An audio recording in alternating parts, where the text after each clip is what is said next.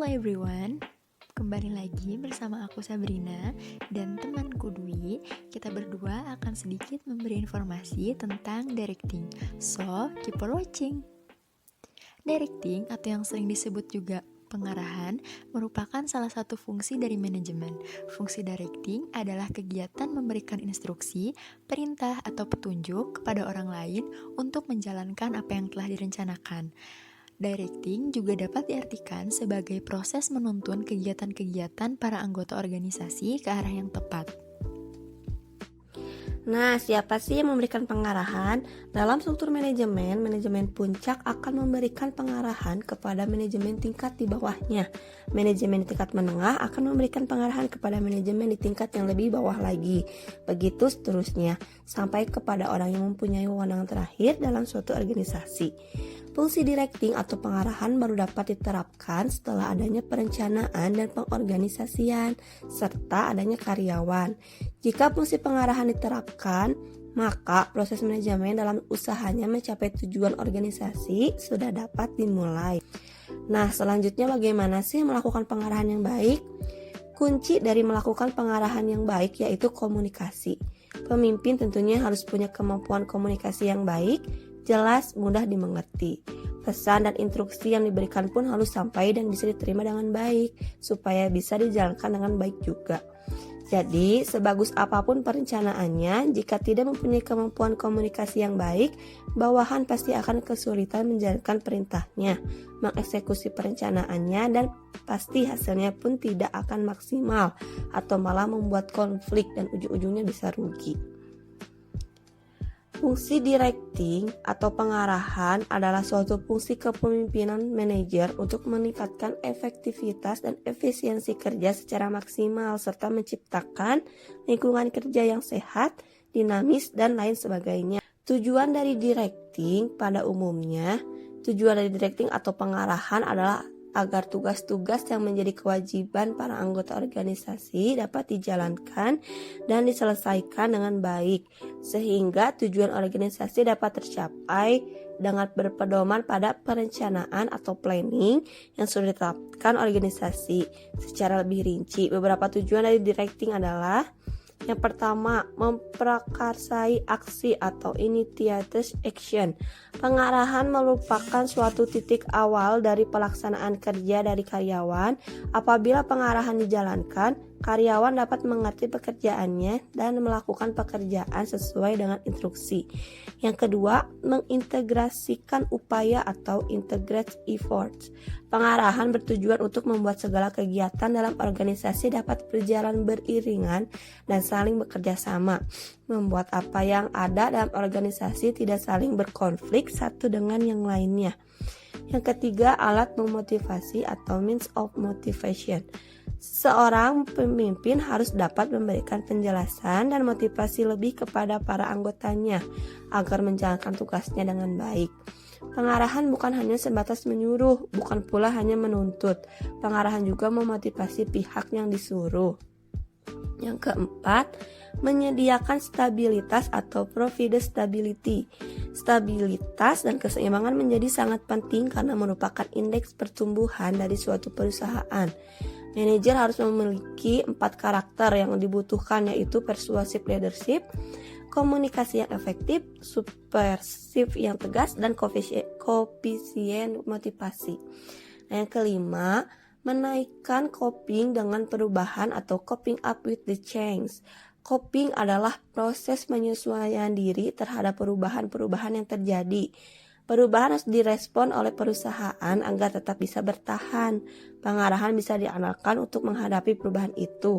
Pengarahan digunakan untuk beradaptasi dengan kondisi yang baru, baik internal ataupun eksternal. Komunikasi yang efektif dapat membantu meningkatkan coping dengan adanya perubahan.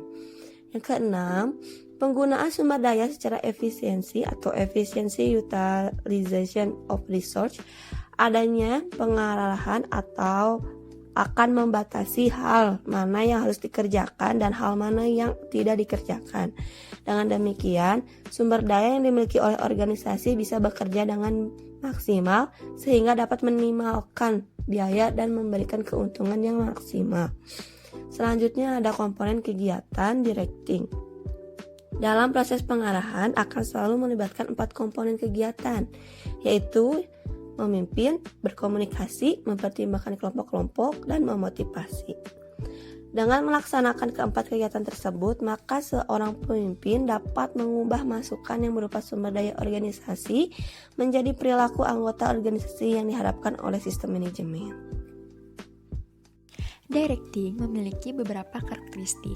Yang pertama itu ada persuasive function, yaitu bentuk pengarahan yang diterima di berbagai tingkatan organisasi perusahaan. Jadi, setiap atasan atau setiap manajer memberikan petunjuk kepada masing-masing bawahannya. Yang kedua, ada continuous activity. Maksudnya adalah fungsi pengarahan dilakukan terus-menerus tanpa henti, dilakukan dengan konsisten dan dengan kualitas dan cara yang berkembang. Yang ketiga, ada human factor. Maksudnya adalah fungsi pengarahan itu senantiasa berhubungan dengan bawahan, sehingga akan berkaitan dengan human factor. Human factor itu sendiri merupakan perilaku manusia yang kompleks dan tidak bisa diprediksi. Yang keempat, ada creative activity. Maksudnya adalah adanya pengarahan akan membantu dan mempermudah dalam mengubah rencana dalam suatu tindakan nyata. Yang kelima, ada executive function. Jadi, maksudnya bawahan menerima dan menjalankan instruksi hanya dari atasannya saja. Jadi, fungsi pengarahan dijalankan oleh semua eksekutif atau semua level manajer di semua jenjang atau tingkatan manajemen. Yang terakhir, ada delegated function. Jadi, maksudnya pengarahan adalah satu fungsi manajemen yang langsung berhadapan dengan manusia. Atasan harus dapat mengetahui bahwa perilaku manusia merupakan suatu hal yang tidak dapat diprediksi dan alami, sehingga atasan harus dapat mengkondisikan perilaku seseorang ke arah tujuan yang diharapkan. Selanjutnya, ada cara melakukan directing atau pengarahan. Nah, agar pengarahan dapat berjalan baik, pastinya dibutuhkan kepemimpinan atau leadership yang baik. Selain itu, juga dibutuhkan suatu kerjasama yang baik untuk menghindari terjadinya pertentangan atau paling tidak meminimalisir potensi pertentangan yang dapat berujung pada konflik. Nah, ada beberapa cara untuk melakukan pengarahan. Yang pertama itu orientasi. Orientasi merupakan cara pengarahan dengan memberikan informasi yang perlu supaya kegiatan dapat dilakukan dengan baik. Yang kedua, ada perintah. Perintah merupakan permintaan dari pimpinan kepada orang yang berada di bawahnya untuk melakukan atau mengulangi suatu kegiatan tertentu dan pada keadaan tertentu pula. Yang ketiga, ada delegasi wewenang. Delegasi wewenang merupakan pelimpahan sebagian wewenang yang dimiliki oleh pimpinan kepada bawahannya. Yang keempat, ada petunjuk. Petunjuk merupakan penjelasan dari pimpinan kepada orang yang berada di bawahnya mengenai hal apa yang harus dikerjakan. Yang kelima, ada motivasi. Motivasi merupakan pemberian semangat dari pimpinan kepada para orang yang berada di bawahnya agar bekerja dengan lebih giat. Yang keenam, ada mempengaruhi. Mempengaruhi ini maksudnya suatu usaha yang dilakukan untuk meyakinkan para anggota atau bawahan agar bekerja sesuai dengan perencanaan yang telah ditetapkan oleh organisasi. Nah, yang selanjutnya ada tantangan dalam fungsi directing. Di dalam fungsi directing itu pastinya tidak akan berjalan normal begitu saja. Tentu di setiap bidang dan apapun itu mempunyai tantangan tersendiri, tidak terkecuali dalam manajemen fungsi pengarahan ini. Tantangannya diantaranya adalah yang pertama itu ada tingkah laku manusia atau human behavior. Nah, perilaku manusia pastinya berbeda-beda. Demikian juga perilaku antara setiap individu dalam manajemen. Perbedaan tingkah laku ini jika tidak dapat dikelola dengan baik akan menjadikan hambatan dalam pengarahan. Yang kedua ada hubungan manusia. Hubungan manusia ini maksudnya adalah hubungan antara individu dengan individu atau individu dengan kelompok dalam wadah organisasi. Setiap anggota organisasi pastinya akan berhubungan satu sama lain dengan membawa urusannya masing-masing. Nah, apabila hal ini tidak dapat diselaraskan, maka akan menjadi hambatan dalam pengarahan karena adanya konflik yang timbul di antara individu dalam organisasi. Yang ketiga, ada kepemimpinan. Kepemimpinan ini merupakan gaya seseorang dalam memimpin.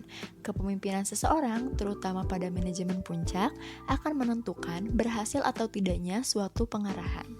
Yang Yang selanjutnya ada komunikasi.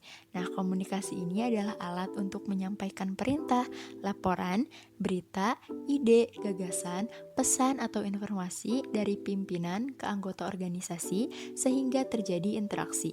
Jika seseorang pemimpin tidak mempunyai kemampuan komunikasi dengan baik, maka hal tersebut akan dapat menjadi hambatan dalam pengarahan. Nah, kesimpulannya yaitu fungsi directing dalam manajemen itu merupakan salah satu fungsi yang sangat diperlukan karena fungsi ini memberikan bimbingan, arahan, dan petunjuk kepada anggota lainnya untuk memiliki rasa tanggung jawab terhadap tugasnya masing-masing. So, thank you for watching. Don't forget to like, comment, and subscribe. Bye-bye.